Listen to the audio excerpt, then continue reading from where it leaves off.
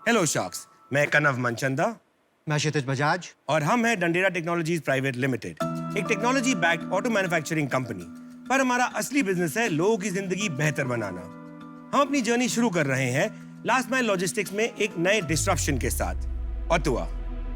ये हमारा पहला प्रोटोटाइप 3 व्हीलर है जो स्पेशली इलेक्ट्रिक ड्राइव ट्रेन के लिए बनाया गया है। और हमारी एंटी स्टिल टेक्नोलॉजी के साथ ये 3 व्हीलर इंडस्ट्री को हमेशा के लिए बदलने वाला है। इस गाड़ी में हमने अर्गोनॉमिक्स का खास ख्याल रखा है और तो और इसकी चारों दिशाओं की रोड विजिबिलिटी सबसे बेहतर है। इसकी 165 किलोमीटर की रेंज और 1 टन की कैरिंग कैपेसिटी मार्केट में डबल है। हमें गर्व है कि हमने इस गाड़ी के साथ इस सेगमेंट में काफी प्रॉब्लम्स का समाधान कर दिया है और पहले ही दिन से ड्राइवर्स इस गाड़ी के साथ 70% तक ज्यादा कमाई कर सकते हैं।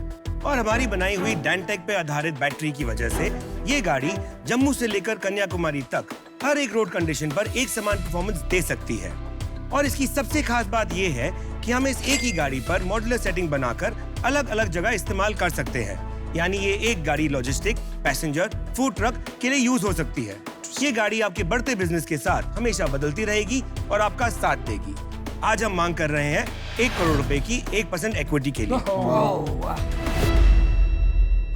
अभी मुझे सांस लेनी पड़ेगी। तो Kshitij Kanav, welcome to Shark Tank. Thank you. ये नाम आपने ऑटो से इंस्पायर होके वो जो भोजपुरी में अट्टुआ होता है वहीं से लिया है? हाँ, थोड़ा उसका था प्लस थोड़ा वर्ड प्ले था। कोई और नाम करने से बेटर है, इजीली दिमाग में आता है ऑटोवा। सो मार्केट कनेक्शन बहुत इजी हो जाता है। Auto spelled backward. Correct. No, good name, good name. Thank you. बचपन से ही शुरू से ऑटोमोटिव का एक शौक था। कुछ भी मिलता था उसको तोड़ के बनाना शुरू कर देता था। 10+2 के बाद मैं ऑटोमोटिव डिजाइनिंग के कोर्स में चला गया। मैंने 4 साल तक वो करा और उसके बाद से और 16 साल से मैं इसी इंडस्ट्री में हूँ। और आपका background sir? I have been a pure business background. आप लगते हो एकदम बिजनेसमैन पक्के। फैमिली बैकग्राउंड बिजनेस है। Father's been to business. पापा का मैन्युफैक्चरिंग ऑफ पीयू फोम का था। I started with that, did that for 2-3 years. Then मैं फिर उसके बाद हॉस्पिटैलिटी में गया। उसके बाद 3.5 साल से ऑटो डंडेरा में आ गए थे। और एक दूसरे के साथ कैसे तालमेल हुआ आप लोग? हम एक दूसरे को 25 साल से जानते हैं। हम स्कूल से दोस्त हैं। क्या इक्विटी स्ट्रक्चर वगैरह है और आपका क्या इन्वेस्टमेंट? हम दोनों ने अभी तक इसमें 70 लाख इन्वेस्ट किया था। शार्क टैंक पे आने से 10 दिन पहले हम एक और डील साइन करके आए थे, जहां हमने 49% हमारे पास है, 49% एक नई कंपनी के पास है गुड़गांव की, एंड 2% इंक्यूबेटर के पास है जिन्होंने हमें वहां उस कंपनी से मिलवाया था। जो नई कंपनी आ रही है उन्होंने 30 करोड़ का इन्फ्यूजन करना है। एंड हमारा लॉजिस्टिक व्हीकल का पहले 100 पीस का जो इन्वेस्टमेंट लगेगा वो सारा उस 30 करोड़ में से होगा। 49% दे दिया आपने शुरू में? 49% हमने एक्सपोनेंस को दिया। एक हम जानते हैं कि इतनी बड़ी इंडस्ट्री सेटअप करना, एक OEM सेटअप करना, आपको हेल्पिंग हैंड चाहिए रहते हैं। आप अकेले इतना बड़ा एम्पायर नहीं संभाल सकते हैं। क्या है बैकग्राउंड एक्सपोनेंस का, उनके बारे में बताइए, बिकॉज बड़ा स्टेक है उनका। एक्सपोनेंस एक उनका विजन ये है, जो फैमिली फार्म बिजनेसेस का रिसोर्सेज है और जो स्टार्टअप्स को जरूरत होती है उस कनेक्ट्स की, उन रिसोर्सेज की, उनमें एक लिंक प्रोवाइड करते हैं वो। या मेरे को एक बात बताओ कि तुम दोनों के पास इक्वल है आपस में? हाँ जी, हाँ जी। तो जो 49% वाला है वो तो तुमसे भी बड़ा हो गया ना इंडिविजुअली? जी जी। तो फिर उसको क्यों नहीं लेके आए? वो 10 दिन पहले ही आया था। क्या हो गया? मतलब फ्लाइट तो चलती है ना दिल्ली से बॉम्बे की। बट वो अकेला नहीं होगा। आधार कार्ड थोड़ा 10 दिन पहले बना उसका। एग्जैक्टली, उनके ग्रुप में 5 या 6 आदमी है। कोई तो होगा करता धरता। मेरे को हाँ है, बट अब उनको नहीं है। अगर कोई बड़ा फंड मैनेजर होता और आपको भारी रकम की जरूरत है तब मैं समझ सकता हूँ 30 करोड़ ले लिए, आगे भी वो 100 करोड़ देगा। ये तो कोई मिडिल मैन है। आगे जब आपको फंडिंग की जरूरत पड़ेगी फिर वो चला जाएगा 10 लोगों के पास। तो ये तो बिल्कुल मतलब दीवार में क्रैश करने का काम हो गया आपका। अब आए क्यों हो फिर? To get into the passenger segment जो इंडिया का है, क्योंकि उसमें जो कॉन्टैक्ट बेस लगेगा, जो एक्सपर्टीज लगेगी टू एक्सपैंड क्विकली, उसके लिए आपकी जरूरत ज्यादा है। आपके ऑटो में ऐसी क्या यूनिक चीज है जो कोई और नहीं कर सकता या कोई बड़ा प्लेयर कॉपी नहीं कर सकता? ऐसा क्या है इसके अंदर? कॉपी तो सब कुछ होता है मार्केट में, ऐसा कुछ नहीं है जो मार्केट में कॉपी नहीं हो सकता। जो हमारी थिंकिंग है और जो हमारी फिलॉसफी है कि अगर आपको मार्केट से आगे रहना है, उसका एक ही तरीका है, कंटिन्यूअस इनोवेशन। आप आगे बढ़ते रहिए, रुकिए मत, उनको कैचअप खेलने दीजिए रादर देन आप कैचअप के लिए। एक्चुअली यहाँ मैं आपसे डिसएग्री करूंगी क्योंकि मैं पुणे से हूँ और सबसे बड़े ऑटो प्लेयर्स स्पेशली बजाज तो पुणे से है और उनकी R&D टीम इतनी स्ट्रांग है और उनके वहां से इतने इनोवेशंस, नए मॉडल्स आते हैं। Definitely, I mean ma'am. Global export करते हैं वो लोग 60% बिजनेस, तो ऐसे ही थोड़ी कोई नॉन इनोवेटिव प्रोडक्ट खरीदेगा। There is a difference between an entrepreneur and an R&D team. Definitely उनकी R&D बहुत बड़ी है एंड मैंने भी उनके साथ काम करा है। उनके कुछ इश्यूज हैं, लेगेसी इश्यूज हैं। उन्होंने ऑलरेडी इतना इन्वेस्टमेंट कर चुके हैं एक चीज में कि उनको टर्न करने में बहुत टाइम लगता है। जो डिसीजन हम लोग 2 महीने में लेते हैं वो डिसीजन उनको लेने में Very good 8 महीने से 1 साल लगता है। एंड वहीं पे एक हमें एज मिल जाता है उनसे आगे निकलने का। अभी ये तो वक्त ही बताएगा कि वो लोग पिवट कर सकते हैं और कि नहीं। उम्मीद पे दुनिया कायम है। आप बताते रहिए बिजनेस के बारे में, हमें इंटरेस्ट है।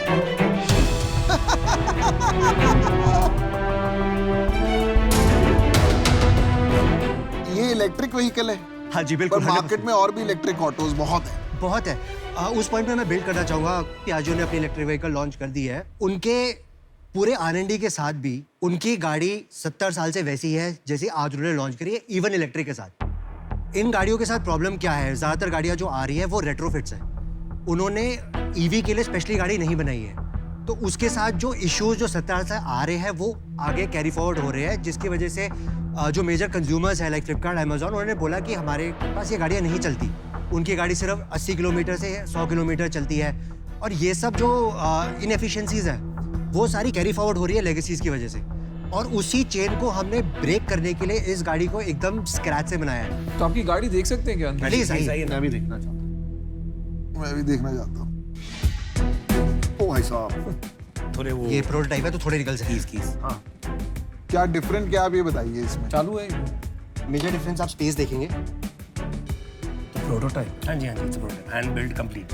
हमारा वॉल्यूम 20% हायर है from anything else in the market. दरवाजा बंद करने के बाद भी इसमें विजिबिलिटी बाकी ऑटो से बहुत बेटर है। क्यों खरीदेगा एक यूजर इसको? बैठ के पूछते हैं ना। I'll tell you. अच्छा, तो मैं अपना डिसीजन बताना चाहूंगी। जी। तो ये एक बहुत इंटरेस्टिंग स्पेस है ईवी का, एंड एक बहुत बड़ा टसल चल रहा है बिटवीन लेगेसी कंपनीज और ये जो स्टार्टअप्स है। They will be able to pivot, और वो लोग काफी, ये जो लेगेसी कंपनीज है वो काफी इस रेस में आगे आएंगी। तो मैंने तो उन पे बेट किया है और उसके वजह से I am out, but I wish you the very best. Thank you so much. मैं इसमें काफी श्योर हूँ कि न्यू एज कंपनीज ही बदलेंगी, लेगेसी कंपनीज नहीं बदल पाएगी। क्यों I अनुभव? agree 100%। ये तो नियम है भाई, दुनिया का नियम है। जी। विद एवरी टेक्नोलॉजी चेंज नए प्लेयर्स आते हैं और डोमिनेट करते हैं। हमारा तो विश्वास है, टूट विश्वास। वक्त बताएगा। मैंने अपना डिसीजन बना लिया है। मुझे लगता है आप एक्साइटिंग कंपनी है, ब्रांडिंग भी अच्छा है, आपका एक्सपीरियंस बहुत बढ़िया है, पर मुझे लगता है जो आपका इक्विटी स्ट्रक्चर है उसमें प्रॉब्लम है। क्या ना, मल्टीपल होल्डर्स आ गए हैं इस कंपनी के अंदर, तो बहुत सारे डिसीजन मेकर, बहुत सारे इन्फ्लुएंसर्स हैं, वो वाला इशू है। अगर एक स्ट्रेटेजिक इन्वेस्टर ने 49 लिया होता तो मेरे को उससे कोई प्रॉब्लम नहीं थी। तो इन रीजन की वजह से मैं बाहर हूँ।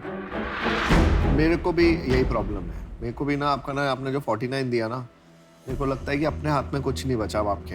तो अगर मैं डील भी क्लोज कर दूं यहाँ पे, उसका भी मुझे नहीं लगता कोई फ्यूचर लग रहा है। तो अभी 2 शार्क्स बचे।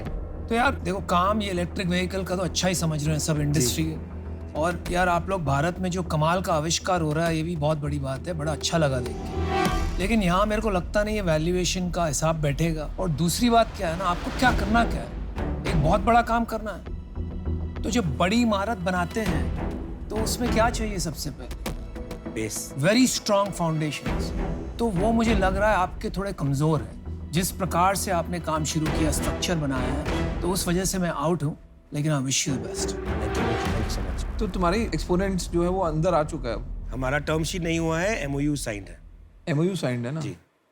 चल मैं तेरे को ऑफर देता हूँ 1 करोड़ रुपए फॉर 5%। विदिन 3 मंथ्स मैं तेरे को 30 करोड़ रुपए भी दिला दूंगा, ठीक है? एक्सपोनेंट्स को बाहर कर। बट फिर वो 30 करोड़ का जो आप कह रहे हैं, एंड जो हमें ऑपरेशंस में हेल्प चाहिए रहेगा। यार ऑपरेशन तो मेरे को एक बात बता दे, कौन सा इन्वेस्टर को कागज पे कलम घिसने के सिवाय कुछ काम आता है? तो इन्वेस्टर की बस की थोड़ा होता है। तेरे को लग रहा है इन्वेस्टर लैंड ढूंढेगा, असेंबली लगाएगा, तेरे टायर सोर्स करेगा, लाइट सोर्स करेगा? कुछ नहीं करने वाला इन्वेस्टर। और बोर्ड मीटिंग में आके तेरे को गाली सुनाएगा बस। तेरा MOU ही साइन हुआ है, ठीक है, प्रोटोटाइप पे ही है, क्यों गलती करने पे जा रहा है? एंड दूसरा मेरे को जो पर्सनली लगता है 30 करोड़ रुपए जब सामने पड़े होते हैं ना, जी अच्छे ना नहीं कर पाते जी ठीक है, और आपकी तो पहली इन्वेस्टमेंट है जी तो सामने से 30 करोड़ रुपए चल के आएंगे तो आप भी बोलोगे यार ठीक है करते हैं। जी तो मेरे को लगता है आप कहीं पे वहां बह गए और आपने एक हेस्टी डिसीजन ले लिया। अगर आप उसको अनवाइंड रिवाइंड करने को तैयार है, मैं आप पे पंट लेने को तैयार हूँ। अगर आप लेने को तैयार है, मैं कहता हूँ आप 1 करोड़ जो दे रहे हैं आप लाइन ऑफ क्रेडिट पे दे दीजिए।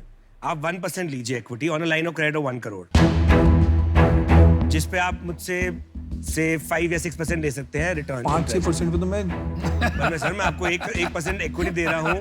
मेरी आज चेकबुक ढूंढने भी नहीं जाता मैं 5-6% पे तो 12% तो मैं देता हूँ यार, तू क्या बातें कर रहा है? सर इक्विटी भी तो मिल रही है 1%। 1 करोड़ रुपए देता हूँ जी 1 लाख रुपीज एज इक्विटी जी और 99 लाख एज डेट।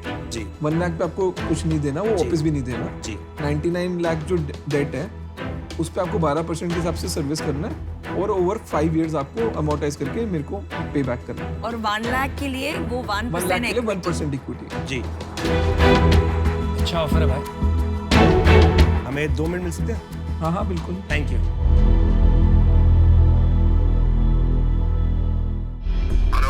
साथ तो we got an offer from Ashneer. मतलब वो इक्विटी ना फ्री में बांट रहे हैं, वो फ्री में बांट रहे हैं। अभी देखो उन्होंने 49 वहां बांट दी, इनको इक्विटी दे दी डेट के चक्कर में। 1% आप ले लो, आपको चाहिए आप ले लो। अगर आप बोलोगे ना मैं इन हूं, आप बोलेंगे आपको कितना 1-2% आप ले लो, आप फ्री हो भाई साहब, आप ले लो 1%। मतलब इक्विटी की कोई वैल्यू ही नहीं है यार। भाई मेरे 1 करोड़ रुपए लग रहे हैं, 12% मिल रहा है, क्यों बीच में हाँ आ नहीं रहा है? मैं हाँ, नहीं हम बीच मैं में नहीं आऊंगा। नहीं मैं but कह रहा हूँ ना आपका ही काम है। clarify हम नहीं वाले आते, वो काम। आप लोगों का काम है बीच में आना, हम नहीं आते।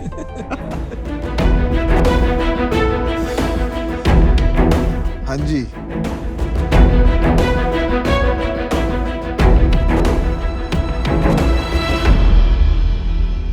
It's a deal sir. Alright good one. अच्छा तालमेल है भाई। Congratulations. Thank you so much.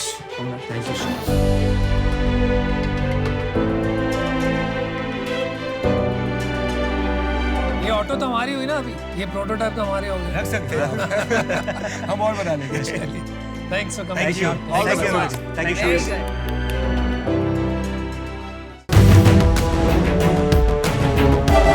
Very good.